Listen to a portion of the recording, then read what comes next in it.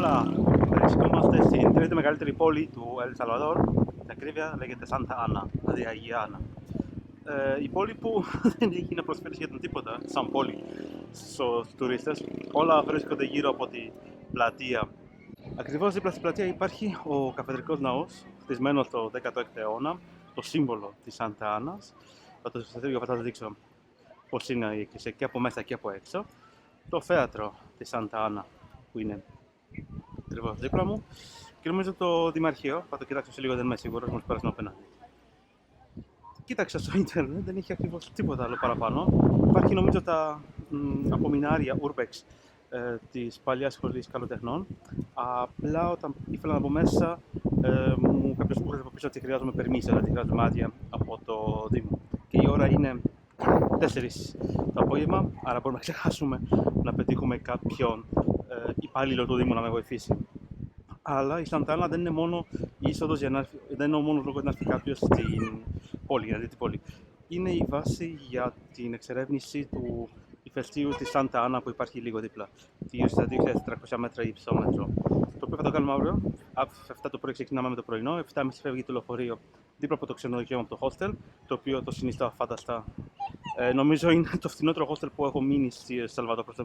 Το άλλο πλήρωσα γύρω στα $22 με πρωινό για 2 νύχτες, με σύγκριση τα άλλα που πλήρωσα 3 φορές παραπάνω. Το μας είναι απλοϊκό. Η Ντόνια, δηλαδή η υπεύθυνη, η ιδιοκτήτρια του σπιτιού είναι απλά υπέροχη. Θυμίζει Casa Particulares της Κούβας. Όποιος έχει πάει στη Κούβα θα καταλάβει τι εστί Casa Particulares. Το ηφαίστειο νομίζω είναι 1 ώρα ταξίδι με το λεωφορείο και ανάβαση. Αυτό φοβάμαι λίγο, αλλά θα δούμε πώς θα πάει όλο το πράγμα. Και μετά θα γυρίσουμε όμως γύρω στις 4 γυρνάμε.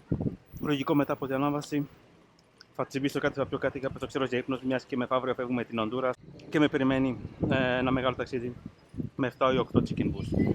Πάμε, θα δείτε την εκκλησία, το θέατρο και ό,τι άλλο καταφέρω να βρω. Η εκκλησία μέσα είναι φτιαγμένη σε απλό λιτό στυλ. Δεν είναι τόσο όμορφη όπως αυτές που είχαμε δει στο Ουρουζά de las Flores. Εννοείται, μόλις μπήκαμε στην εκκλησία μέσα, παντού σε όλες τις εκκλησίες Σαλβαδόρ υπάρχει η εικόνα του Αγίου Όσκαρ Ρομέρο. Ο Όσκαρ Ρομέρο ήταν ο αρχιεπίσκοπος του Σαλβαδόρ που για χρόνια ήταν κατά της δικτατορίας του Σαλβαδόρ. Άμα κάποιος διαβάσει την ιστορία των τελευταίων 100 ετών στην Κεντρική Αμερική, η δικτατορία έπεφτε σύννεφο. Έπεφτε μια δικτατορία, σε 2 μήνες μετά από με μια νέα κυβέρνηση, έμπαινε μια νέα δικτατορία.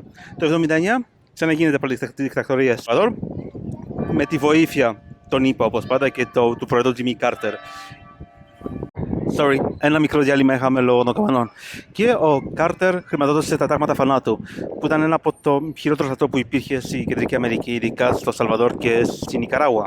Και ο Όσκαρ Ρομέρο, ο αρχιεπίσκοπος Όσκαρ Ρομέρο, για χρόνια μετέδιδε στο εξωτερικό και στις λειτουργίες τους τα εγκλήματα που έκαναν κατά του ανθρώπου τα τάγματα θανάτου.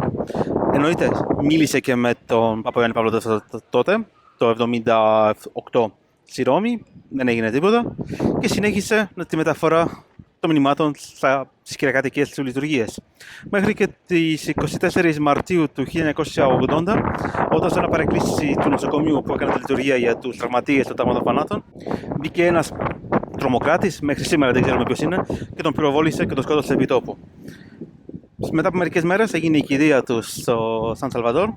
Μεγάλη κηδεία, 50.000 άνθρωποι είχαν έρθει τότε στην κηδεία του. Το 2015 ο Παπαφραγκίσκος τον αγιοποιεί και τώρα είναι ένα από τους, νομίζω, μόνος Άγιος του Ελ Σαλβαδόρ, ο Άγιος Όσκαρ Ρομέρο. Ένα ακόμα πράγμα που μου άρεσε πάρα πολύ στην εκκλησία μέσα, είναι στην εκκλησία του Σαλβαδόρ, ότι επιτρέπονται να μπουν τα δέσποτα. Μέσα βλέπεις άνθρωπους που πατάνε με το σκύλο, με το λουράκι το σκύλο μέσα, ή τα σκυλιά να ξεκουράζονται μέσα, χωρίς κανένα πρόβλημα, χωρίς να υπάρχει καν κάποιος να γκρινιάξει ότι πώς μπήκε το σκυλί μέσα. Απλά πράγματα, η εκκλησία είναι ανοιχτή για όλους. Και εννοείται υπάρχει και η Παναγία της Γκουαδελούπε.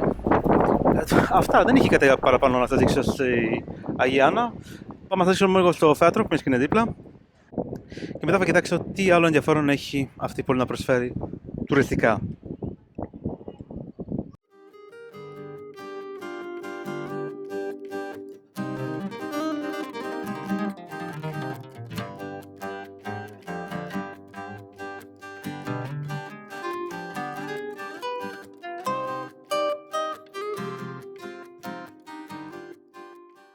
Και από πίσω μου το θέατρο του Σάντα Άννα, ένα νομίζω από τα πιο όμορφα κτίρια στη κεντρική πλατεία του 1910 το θέατρο, μια από τις ιδέες του νέου κράτους Σαλβαδόρ, εντάξει, είχε 100 χρόνια, για τη δημιουργία της κουλτούρας της πόλης.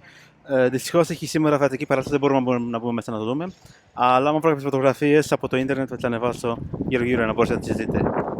Είδα σχεδόν τα πάντα στο Σαντάνα, πήγα στο tourist office, tourist point, να ρωτήσω τι άλλο μπορώ να δω, αυτά που είναι εκτός της πόλης. Και μου είπε η τύπισσα, άμα έχεις τα πάντα, έλα, πάρε ταξί και πήγαινε λίγο προς τα έξω για να δεις το μοναδικό Walmart στην περιοχή εκτός της πρωτεύουσας. Γι' αυτό, άμα επιτρέπετε η εγγραφή με κάμερα μέσα, θα σας δείξω μερικά πράγματα που αξίζει κάποιος να αγοράσει στο Σαλβαδόρ ως σουβενίρ πριν γυρίσει στην πατρίδα. Εννοείται, το ρούμι είναι το must για αυτούς που λατρεύουν το ρούμι. Το καλό στη Λατινική Αμερική, στην Κεντρική Αμερική, ότι μπορεί κάποιος να αγοράσει το μπουκάλι σε 375 ml, δηλαδή μπορεί να πάρει 3 μπουκάλια για την είσοδο στην Ευρωπαϊκή Ένωση. Αυτό είναι ένα, νομίζω είναι 12 ετών, κάνει στα $18. Υπάρχει ένα το 8 που κάνει στα $11, δεν το έχουν εδώ. Εννοείται μπορεί κάποιος να πάρει πιο μεγάλο μπουκάλι και άλλα ρούμια της περιοχής όπως τη Λαδομπογκεντίτα και άλλες βότκες. Ένα άλλο καλό σουβενίρ είναι η σοκολάτα. Για να κάνετε το πραγματικό κακάο, δηλαδή κόβετε ένα κομμάτι και το βάζετε σε ζεστό γάλα ή σε ζεστό νερό, να το πίνουν σε νερό. Αλλά δεν μπορούμε να πίνουμε σοκολάτα con leche. Οι τιμές ξεκινάνε από 30 cents από τα μικρά, τα μεγάλα πάνε μέχρι τα $2-3. Και εννοείται ο καφές. Με αυτό που ζει όλο το Σαλβαδόρ. Απλά το μειονέκτημα είναι ότι όλοι οι καφέδες εδώ είναι αλεσμένοι και δύσκολα μπορεί να βρει κάποιος καφέ που να είναι βρει καφέ σε κόκκους να τον αλέψει μόνο του, μιας και στη χώρα αυτή ελάχιστοι ακόμα έχουν μηχανήματα για άλεσμα. Και εννοείται όταν είμαστε στην Κεντρική Αμερική, πόσο μάλλον δίπλα στο Μεξικό, απόλυτο must είναι οι καυτερές σάλτσες που έχουν εδώ. Αυτή ξέρω ότι είναι local από το Σαλβαδόρ, όπως και αυτή εδώ, και άλλα δεν έχουν αυτή που αγόρασα στα... Περίμενε. Δούμε αυτή, σάλτσα πικάντε, παρασκευμένη στο Σαλβαδόρ. Δεν έχουν αυτή που αγόρασα... νάτι. Αυτή αγόρασα στη Χουάια, λέγεται η πιο πικαντική σάλτσα του Σαλβαδόρ. Νομίζω μόλις την ανοίξω θα κάνω και ένα βίντεο να δείτε τα μούτρα μου άμα θα τα κρίσω ή θα πιάσω λόξιγα. Γενικά ψιλοξενόρασα με το Walmart, μιας και ήρθα ειδικά εδώ για να αγοράσω ένα ρούμι, το οποίο υπήρχε σε όλο το Σαλβαδόρ. Απλά δεν το βρήκα στα μαγαζιά, στο κέντρο της Σαντάνας. Λέω εντάξει, Walmart είναι, που διαφημίζω ότι έχουν τα πάντα, δεν το είχαν. Και οι τιμές είναι λίγο πιο ακριβές από ότι στο κέντρο. Είχε 2-3 πράγματα ρούμια που δεν βρήκα στο κέντρο, αλλά θέλω να πάρω αυτό που αγόρασα στην αρχή στη La Libertad και μου άρεσε. Πάμε να δούμε ακόμα ένα σούπερ μάρκετ. Ναι, δεν έχω κάτι καλύτερο να κάνω. Όπως είπα πριν, ό,τι ήταν να δω τα είδα. Και μετά γυρνάμε στο ξενοδοχείο μας, στο hostel για το βράδυ. Τα λέμε σε λίγο, ελπίζω με το μπουκάλι στο χέρι. Μπουκάλι ρούμι εννοείται στο χέρι. Και ναι, βρήκαμε το ρούμι στο τελευταίο μαγαζί πριν από το hostel. Είναι αυτό ακριβώς. Indigo, 8 χρονών, ρούμι το Σαλβαδόρ. Η γεύση είναι σαν μέλι, μπαίνει άνετα. Όποιος ανακατέψει με Coca-Cola, του εύχομαι να κάνει στην κόλαση αυτό. Έκανε γύρω στα $11. Ναι, το ξέρω λίγο ακριβό, αλλά αξίζει τα λεφτά του. Και αυτό είναι το δωμάτιό μου, που όπως σας είπα, στα $11 τη νύχτα. Ναι, sorry για το χάος, αλλά θέλω να ετοιμάσω το ταξίδι μου πριν φύγω για τη Ονδούρας. Τα υπέρ έχει δικό του μπάνιο. Και ένα ακόμα μεγαλύτερο υπέρ έχει 2 βρίζες δίπλα το κρεβάτι, που τα άλλα δωμάτια δεν είχαν. Αυτά για σήμερα. Σας αφήνω, μιας και πάω να πιω καμιά μπύρα, να φάω κάτι και να μην φάω και αύριο να σηκωθώ σε 6 να φύγουμε προς το ηφαίστειο. Τα λέμε αύριο. Adiós.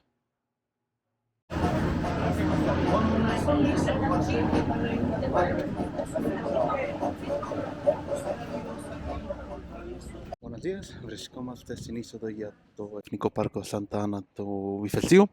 Εδώ ξεκινάει το trekking. Φτάνει εύκολα με το λεωφορείο 248, μπορούμε να φτάσουμε από το κέντρο Σάντα Άνας εδώ. Το trekking μου έχουν πει είναι κάτι medio, δηλαδή ούτε πολύ δύσκολο ούτε πολύ εύκολο. Θα δούμε. Ελπίζω να το καταφέρω. Ο καιρός έχει συννεφιά, από μια σημεία είναι καλό, δεν θα καούμε από τον ήλιο. Από την άλλη, ελπίζω η θέα να είναι καλή. Τα λέμε σε λίγο. Πάω να κανονίσω τα περί-εισόδου για το πάρκο. Δυστυχώς έχει δυνατό αέρα σήμερα και δεν μπορούμε να φτάσουμε μέχρι το 100% του ηφαιστείου, δηλαδή να δούμε το διάσημο κρατήρα που υπάρχει μέσα. Μας είπαν ότι φυσάει εδώ και μερικές μέρες και χτες φυσάγε τόσο που ένας τουρίστας παραλίγο να πέσει στο κρατήρα, γι' αυτό και αποφασίσαμε να φτάσουμε σε ένα μόνο σημείο να δούμε τη θέα τουλάχιστον του ηφαιστείου. Εντάξει, πάμε να δούμε. Θα σας δείξω μερικά βιντεάκια από το trek. Hola, perito. Vamos, perito.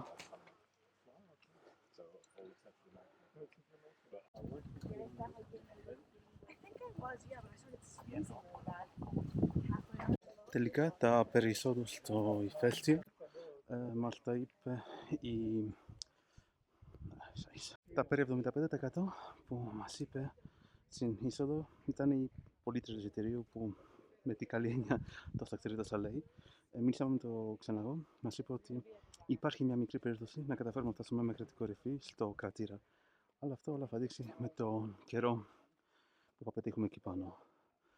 Η τιμή του ξεναγού είναι $4, η τιμή εισόδου είναι 3,5 και όλο το πακέτο αυτό μέχρι να φτάσουμε πάνω και να γυρίσουμε.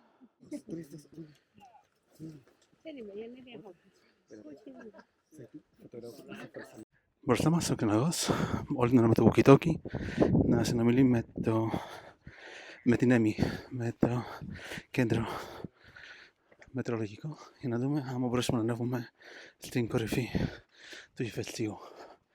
Ένα θα πω, η θέα είναι απλά υπέροχη. Μας έκανε ήλιος και μπορούμε να δούμε όλα τα ηφαίστεια γύρω μας, όπως το ηφαίστειο Hidalgo. Γενικά το trek είναι αρκετά εύκολο. Σε μερικά σημεία λίγο κουραστικό, αλλά μπορούσε να ήταν πιο τραγικό. Έχει γύρω στα 2.400 μέτρα είναι το υψόμετρο. Το ηφαίστειο έχει καταγραφεί μέχρι στιγμής 4 εκρήξεις, με την πρώτη έκρηξη το 18ο αιώνα, που ήταν αρκετά μεγάλη. Η λάβα έφτασε μέχρι το Ειρηνικό ωκεανό, μια απόσταση 40 χιλιόμετρων. Άλλες δύο το 20ο αιώνα και η τελευταία έκρηξη το 2005. Ήδη φτάνουμε στην κορυφή σιγά σιγά. Μυρίζει το φιάφι όλο και περισσότερο, σαν τα λούτρα του λουτρακίου. Να όφεντσε το λουτράκι. Ρίτο. Και φτάνουμε σιγά σιγά προς το τέλος του τρέκ, δηλαδή στο κρατήρα του ηφαιστείου Σάντα Άνα. Δεν ξέρω αν ακούω μεγάλο, με σφυσάει λίγο. Αλλιώς θα σας βάλω υπότιτλους από κάτω.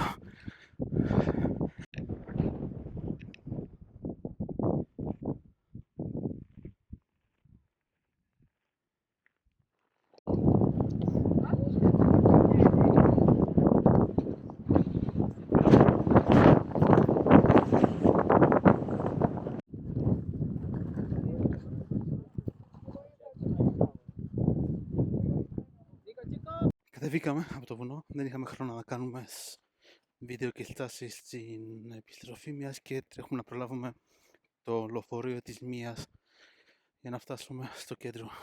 Ακόμα δεν ξέρω αν θα κάνω φτάσει στη λίμνη Κουατεπεκέ, να πιω καμιά μπύρα να ξεκουραστώ, μιας και δεν ξέρω πόσα λεωφορεία περνάνε την ώρα. Δηλαδή, άμα είναι τώρα ένα λεωφορείο τώρα και το πάμε στις 4, κρίμα να κάτσω 2 ώρες στη λίμνη, πως μόνο και πεινάω λίγο. Θα δω, να κοιτάξω στο ίντερνετ πως υπάρχει κάποιο άλλο λεωφορείο που ξεκινάει από τη λίμνη ή περνάει από τη λίμνη και πάει Σάντα Άνα ή στην πόλη El Congo, πολύ κομμόπολη, και από εκεί να αλλάξω για το Σάντα Άνα. Το ηφαίστειο μια χαρά είναι, πραγματικά αξίζει το ταξίδι να έρθει κάποιος εδώ και το ανέβασμα πάνω.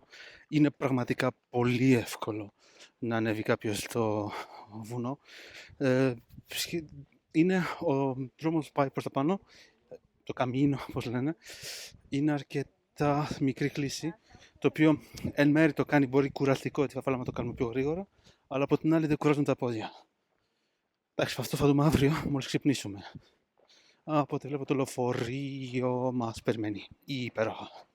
Τελικά στη λίμνη δεν πήγαμε, μιας και ήμουν από πτώμα την πρώτη. Και δεύτερο, ήταν λίγο δύσκολο να γυρίσω πάλι πίσω στο Σαλβαδόρ. Έπρεπε να περιμένω 2 ώρες στο επόμενο λεωφορείο. Σαλβαδόρ, δηλαδή στη Σάντα Άννα. Φτάσαμε στη Σάντα Άννα, ένα μικρό guilty pleasure, πάντα junk food, μετά από κούραση. Και η επιλογή έπεσε στο Pollo Campestre, το οποίο είναι η απάντηση του Σαλβαδόρ για το KFC.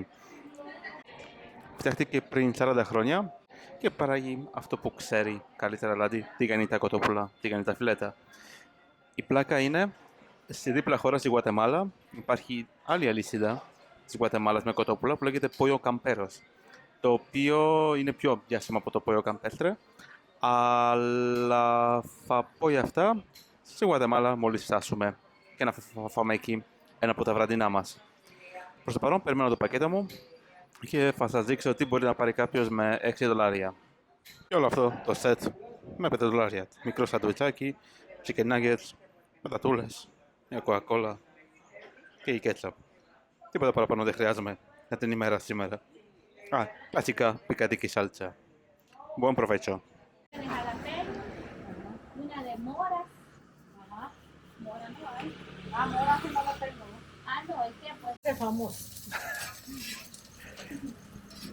Para mi madre, pero quiere cocinar algunas. Buenos días. Τελευταία μέρα στη Σάντα Άννα και τελευταία μέρα στο Σαλβαδόρ. Πάμε να πιάσουμε το λεωφορείο για το σταθμό των λεωφορείων και από εκεί άλλα 2 λεωφορεία για να φτάσουμε μέχρι το συνοριακό πέρασμα με τη Γουατεμάλα. Σήμερα, άμα πάνε όλα καλά, σε 12 ώρες έχω φτάσει στην Ονδούρας. Το φεύγω όσο νωρίς γίνεται για να γλιτώσω τον ήλιο και τις αστυμίες και σήμερα λένε για 35. Ελπίζω όχι, αλλά θα δούμε. Hasta próxima, τα λέμε σε λίγο. Ακριβώς από πίσω μου το συνοριακό πέρασμα του Ελ Σαλβαδόρ με τη Γουατεμάλα.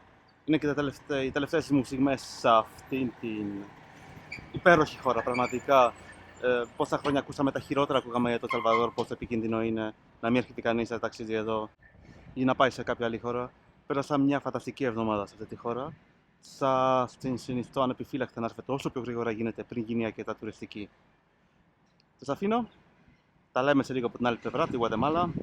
Σας ευχαριστώ που με ακολουθήσατε στα 3 επεισόδια του Σαλβαδόρ. Ελπίζω να με ακολουθήσετε στα επόμενα.